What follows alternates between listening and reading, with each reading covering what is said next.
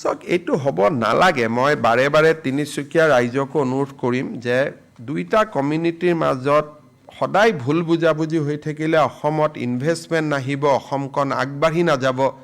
এই বিশেষ বস্তুটোলৈ মই খুব চিন্তিত খুব দুখিত যে বাৰে বাৰে দুইটা কমিউনিটিৰ মাজত এটা এনেকুৱা এটা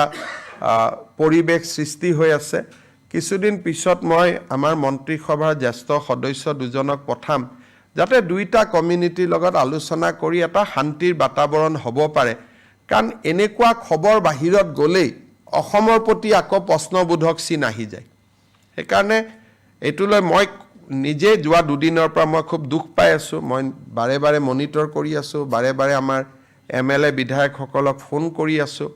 মই সকলোকে অনুৰোধ কৰিম যে এইখন এখন নতুন অসম ইয়াত এইবিলাক সৰু সৰু কথালৈ কাজিয়া কৰি থকা দুটা কমিউনিটিৰ মাজত টিকটকটা হোৱাটো ভাল নালাগে পূজা উৎসৱ সকলোৰে ভাল কৰি হৈ যাওক আমি ঈদতো বাধা দিব নালাগে নামাজতো বাধা দিব নালাগে ছট পূজাতো বাধা দিব নালাগে দুৰ্গা পূজাতো বাধা দিব নালাগে নাম কীৰ্তনতো বাধা দিব নালাগে কিবা স্থানক লৈ যদি কিবা অসুবিধা আছে আলাপ আলোচনা কৰি আমি মীমাংসা কৰিম কিন্তু বাৰে বাৰে এই ঘটনাটোৱে